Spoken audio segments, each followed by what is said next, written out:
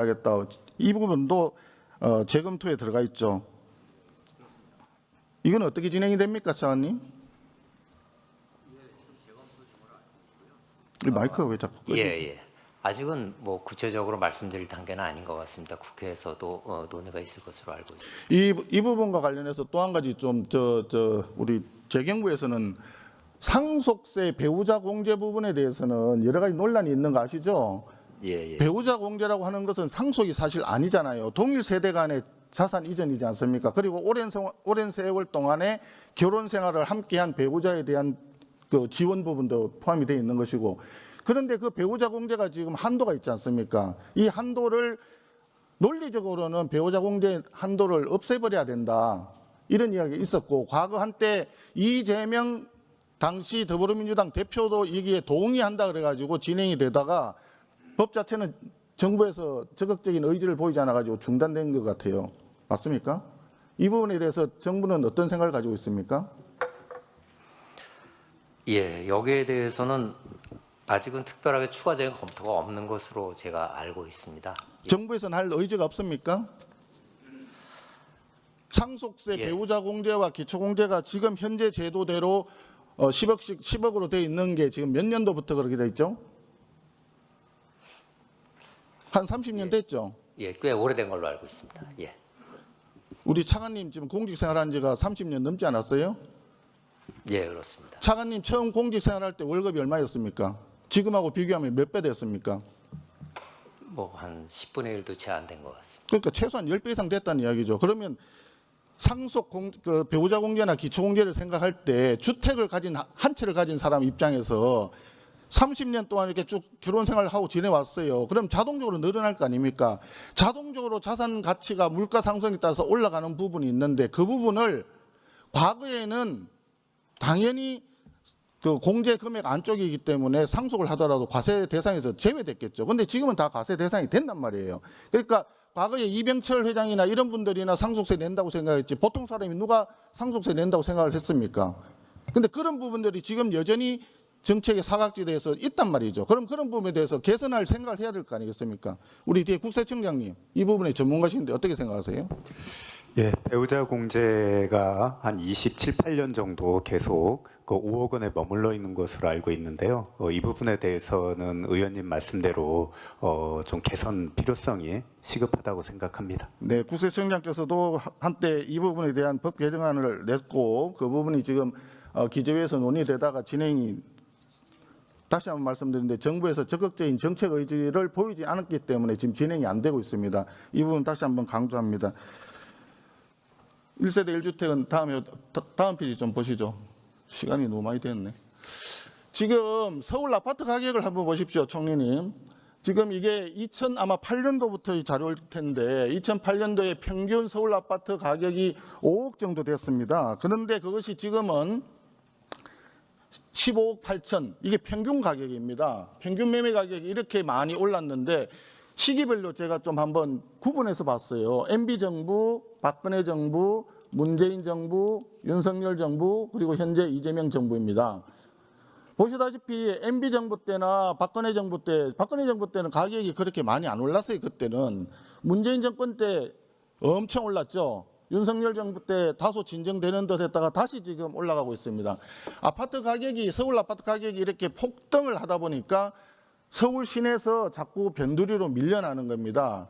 부동산 가격을 안정시키기 위해서는 수요와 공급이 있지 않겠어요. 수요를 억제하는 정책도 필요하지만 공급을 확대하는 정책도 같이 나와야 된다. 근데 공급 확대에 대한 정책이 지금 정부에서 제대로 안 나오니까 지금 문제가 되는 겁니다. 최근에 이재명 정부 들어서 가지고 공급 확대와 관련된 정책을 한 2번 발표를 했었죠. 근데 그 2번 발표한 내용 자체가 보면 과거 정부 때 했던 내용들을 다시 짜집기 위해서 나온 것들이 많아요. 실제로 공급을 늘리려고 그러면 예를 들어서 1세대 1주택의 실거주를 의무화시키는 이런 식의 정책을 하면 매물이 잠기게 됩니다.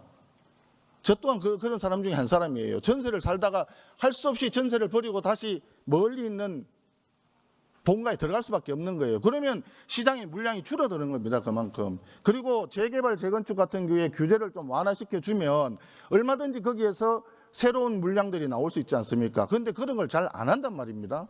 그러니까 최근에 국토부 장관 어디 계세요? 차관 대참했습니다. 또 오늘 처음 봐라.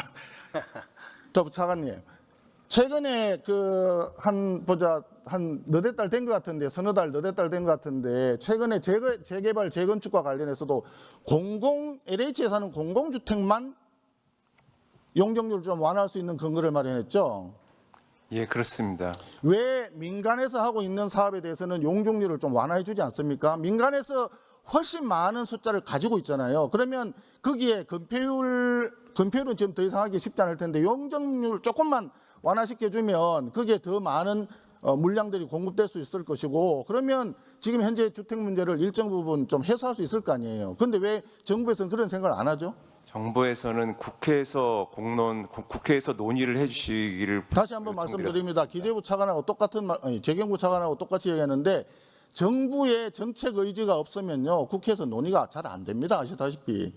우리 총리님, 네, 민간에 대한 재개발 재건축 완화를 좀 해줄 의향이 있으십니까? 민간에서 공급이 확대되는 부분에 대한 다양한 정책은 검토하고 있는 상황입니다. 다양한 정책 중에 두 가지만 말씀해 보세요. 먼저 우선 가격 부분에 대한 의견을 잠시 말씀드려도 되겠습니까? 제가 공급을 물어봤습니다. 네, 저희가 지금 여러 가지 다양한 거 검토하고 있다니까 다양한 것 중에 다는 말씀하기 어려우니까 두 가지만 한번 얘기해 보세요. 지금 이주비 대책 관련된 부분에서 저희가 이제 좀 하는 부분들이 있고요. 재개발 재건축 관련해서는 지금 서울시에서 나왔을 때 총리님, 이주비 대책 이런 거는 부차적인 문제잖아요. 공급을 확대하기 위한 정책이 들어갔을 때 그 중간 절차 과정에서 이주비를 좀 더 빨리 지원을 해주든지 많이 지원해주면 집을 빨리 비울 수 있고 건축을 빨리 할 수 있고 이런 거 아니겠어요? 그게 아니라 재개발이나 재건축이 조기에 더 많이 성사될 수 있도록 규제나 절차나 이런 것도 완화해주고 그다음에 거기에 따른 일정한 혜택을 주고 이런 정책이 필요하다는 말씀을 드리는 거예요. 금융 관련돼서 확대하는 부분들도 검토하고 있고 지금 말씀 주신 시간이 없으니까 네. 다음 자료를 네. 보겠습니다. 총리님 답변은 그래가지고는 좀 부족한 것 같습니다. 네. 전월세도 보시면 굉장히 지금 많이 늘고 있잖아요. 그죠? 전세 지수, 빨간색이 전세 지수고 파란색이 월세 지수입니다.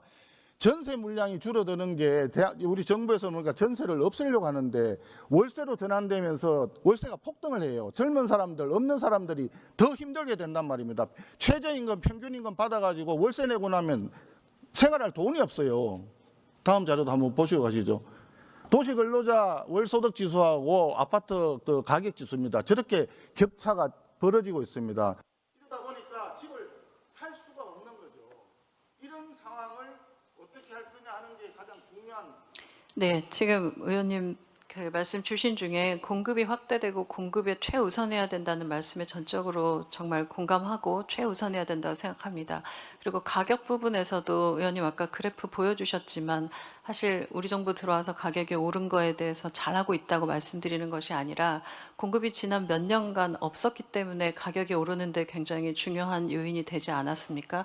이게 어떤 정부에서 오르고 내린다기보다는 전반적으로 공급이 언제 어떻게 되고 있는지의 숫자를 보고 거기에 맞춰서 가격 부분들에 대한 분석하고 그렇기 때문에 저희가 공급이 굉장히 중요하다는데 저도 의원님 계속 말씀 주신 것처럼 제가 정책에 전문적으로 참여한 지 얼마 안 되고 했지만 저는 이 데이터를 보면서 정말 중요하다고 생각합니다. 그래서 이거는 여야 없이 그리고 어떤 주택의 형태든 다양한 국민들이 살고 있는 다양한 주택의 형태에 맞춰서 공급은 정말 확대돼야 된다고 생각합니다. 거기에 맞춰서 물론 주셨던 재개발, 재건축 관련해서 용적률 완화라든지 여러 가지 주신 의견들이 있는데요. 이 부분은 다양한 또 반대 의견들도 있기 때문에 검토할 여지들이 있다고 생각하고 네, 지금 네네 의원님 오늘 네 의원님 주신 정책 전문가로서 주신 말씀 잘 듣고 저희가 반영할 부분들 살피겠습니다. 네, 송원석